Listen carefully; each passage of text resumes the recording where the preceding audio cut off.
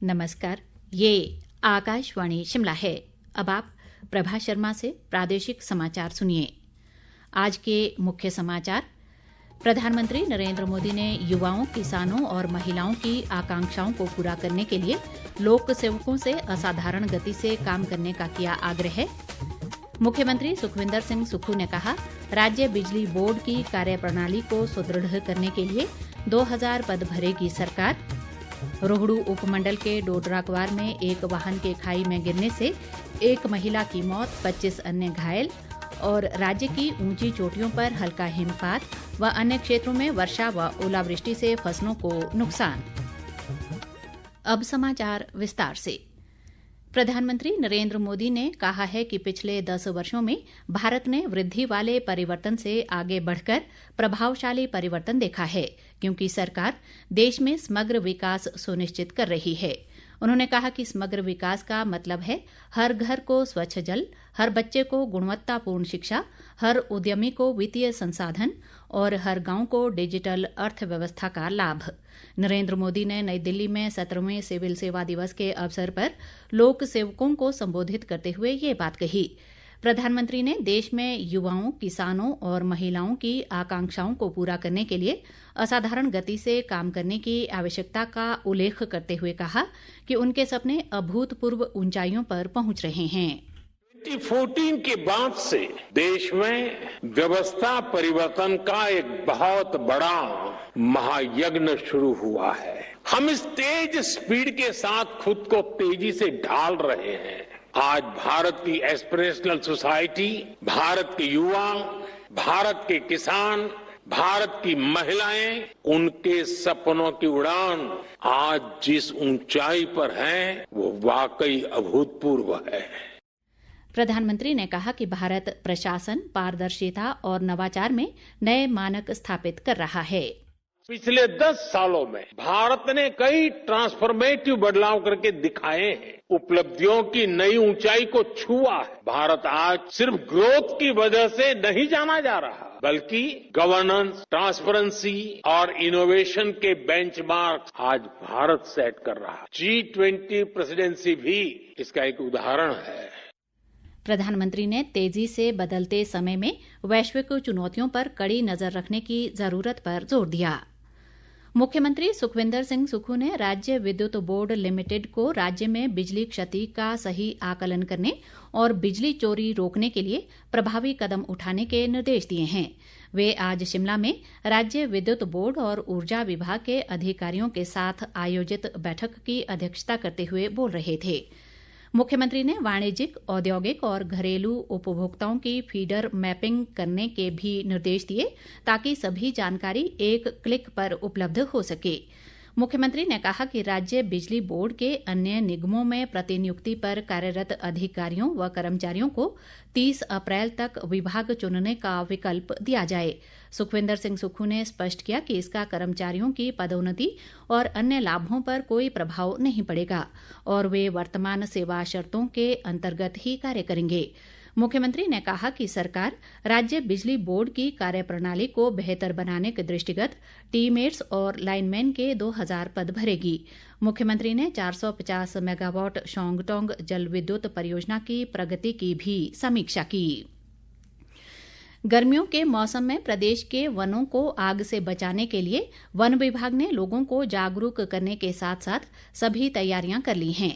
One विभाग में शिमला वृत्त के मुख्य अरण्यपाल के थिरुमल ने आज शिमला में एक पत्रकार वार्ता के माध्यम से लोगों से जंगलों की आग की रोकथाम में सहयोग की अपील के साथ साथ वनों में आग न लगाने का आग्रह भी किया है। डायरेक्शन दिया था फील्ड पे रेंज ऑफिसर्स सीएफओ के थ्रू हर पंचायत पे हमारा स्टाफ जाएगा। फिर हमारा पब्लिसिटी डिवीजन से भी एक मटेरियल भी दे रहे, उसको लोगों के साथ बातचीत करेंगे। थोड़ा कोई लोग फायर लगाते हैं उसको नहीं लगाना, इस तरह का अवेयरनेस कर रहे हैं। अगर इन केस अगर फायर लग गया उसके बाद तो कम्युनिटी से कोऑपरेशन करना चाहिए। तो बहुत बड़ा एरिया में एक फॉरेस्ट गार्ड होता है, तो अभी नया नया एक वन मित्रा भी ज्वाइन किया। 2 लोग होते, बड़ा 10 स्क्वायर किलोमीटर होते हैं, कई भी उससे भी बड़ा होते, तो 2 लोग जाकर आग बुझाना तो बहुत ही मुश्किल है। तो इसलिए हम रिक्वेस्ट कर रहे हैं कॉन्फ्रेंस के थ्रू, लोग भी अगर कहीं भी फायर हो रहे हैं तो आपका कोऑपरेशन पंचायत वाला से चाहिए। के थिरुमल ने कहा कि अभी तक प्रदेश में 89 जंगलों की आग के मामले सामने आए हैं। के थिरुमल ने बताया कि पंचायत स्तर पर लोगों को वन विभाग के गार्ड, रेंजर और डीएफओ वनों की आग से होने वाले नुकसान को लेकर जागरूक कर रहे हैं।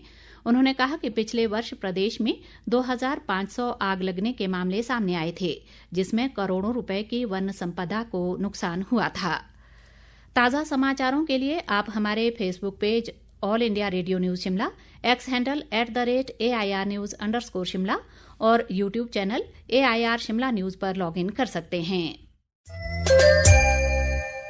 प्रादेशिक समाचार आकाशवाणी शिमला से प्रसारित किए जा रहे हैं।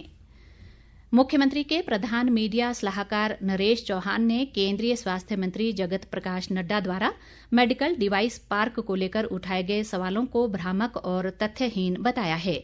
शिमला में पत्रकारों से बातचीत में उन्होंने कहा कि ये प्रोजेक्ट राज्य सरकार खुद बना रही है और केंद्र से मिले 25 करोड़ रुपए ब्याज सहित वापस किए जा चुके हैं।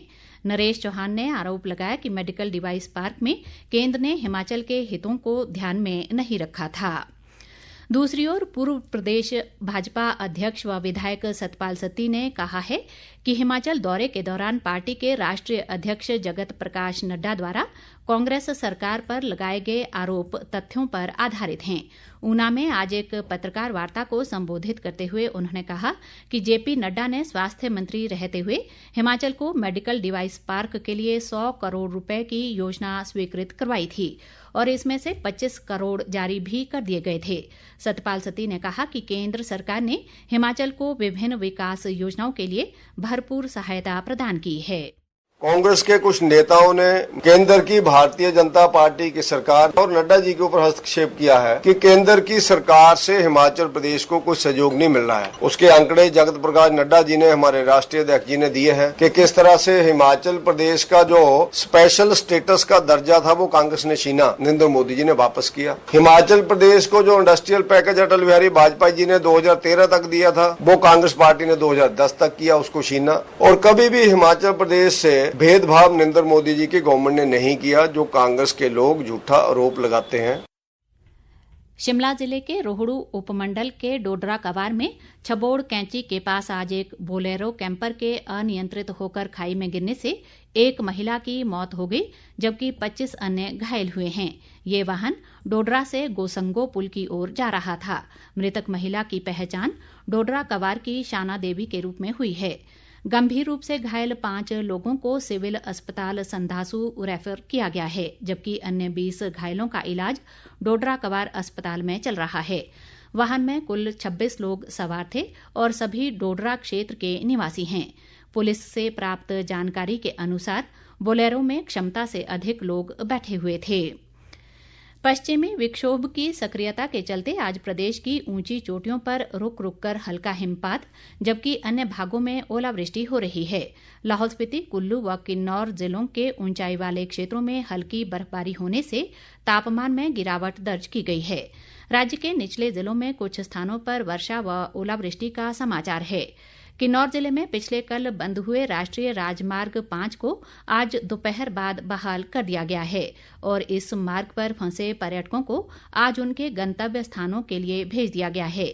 इस बर्फबारी से ऊंचाई वाले क्षेत्रों में सेब बागीचों में हुई फ्लावरिंग पर विपरीत असर पड़ा है। वहीं निचले इलाकों में बारिश व ओलावृष्टि से गेहूं की फसल को भी नुकसान हुआ है।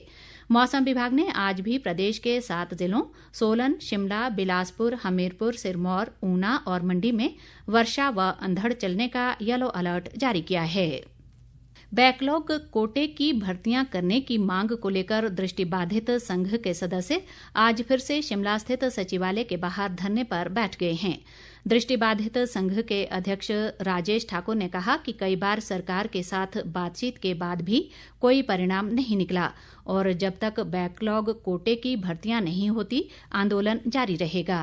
मेरा नाम राजेश ठाकुर है। हमें 1.5 से ज्यादा टाइम हो चुके हैं और खुले आसमान के नीचे हमें आज 25 दिन हो चुके हैं। प्रदेश की जो स्कूल सरकार है या वो संवेदनशील नहीं है ब्लाइंडों के प्रति, दिव्यांगों के प्रति। कभी उन्होंने 3 बजट पेश किए, 3 बजटों में उन्होंने कोई भी हमारे लिए सुविधाएं नहीं दी। हम उनसे जो मांग रहे हैं वो भर्ती मेला मांग रहे हैं, बैकलॉग का कोटा मांग रहे हैं। जो सरकार के पास इतना भरपूर मात्रा में है ऑल डिपार्टमेंट में, उतने हमारे दिव्यांग साथी भी नहीं है। इतना बैकलॉग का कोटा है सरकार के पास, लेकिन सरकार प्रदेश के सुखू जी वैसे तो व्यवस्था परिवर्तन की बात करते हैं। ये कैसी व्यवस्था परिवर्तन है? दिव्यांग तो सारे रोडों पे है। पुलिस द्वारा गत 12 अप्रैल को शिमला में एक वकील के साथ किए गए दुर्व्यवहार और मारपीट के विरोध में प्रदेश हाईकोर्ट के वकीलों ने आज छोटा शिमला थाना का घेराव कर सचिवालय के बाहर चक्का जाम किया। वकीलों का आरोप है कि पुलिस मामले में पक्षपात कर रही है और दोषी पुलिसकर्मी के खिलाफ कार्रवाई करने के बजाय वकील पर कार्रवाई की गई। अंत में मुख्य समाचार एक बार फिर। प्रधानमंत्री नरेंद्र मोदी ने युवाओं, किसानों और महिलाओं की आकांक्षाओं को पूरा करने के लिए लोक सेवकों से असाधारण गति से काम करने का किया आग्रह। मुख्यमंत्री सुखविंदर सिंह सुक्खू ने कहा, राज्य बिजली बोर्ड की कार्यप्रणाली को सुदृढ़ करने के लिए 2000 पद भरेगी सरकार। रोहडू उपमंडल के डोडरा कवार में एक वाहन के खाई में गिरने से एक महिला की मौत, 25 अन्य घायल। और राज्य की ऊंची चोटियों पर हल्का हिमपात व अन्य क्षेत्रों में वर्षा व ओलावृष्टि से फसलों को नुकसान। इसी के साथ ये समाचार बुलेटिन समाप्त हुआ। हमारा अगला बुलेटिन आप सुन सकते हैं कल सुबह 9:20 पर। नमस्कार।